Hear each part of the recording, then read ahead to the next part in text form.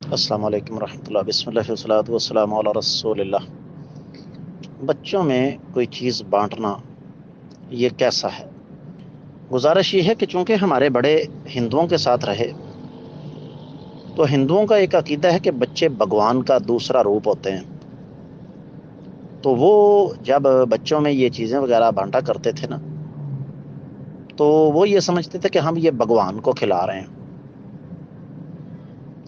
तो यहीं से ये चीज़ हमारे अंदर आ गई। वरना मुझे एक बात बताइए कि अगर हमने अल्लाह की राह में माल खर्च करना है, तो उसके लिए क्या ये ज़रूरी है कि हम मोहल्ले के बच्चों को इकट्ठा करें जो खाते पीते घरानों के बच्चे भी हैं? तो इसलिए ये इस्लाम का तस्वर नहीं। हाँ, बच्चों के साथ वैसे आप शफकत करें, वो एक अलग मसला है।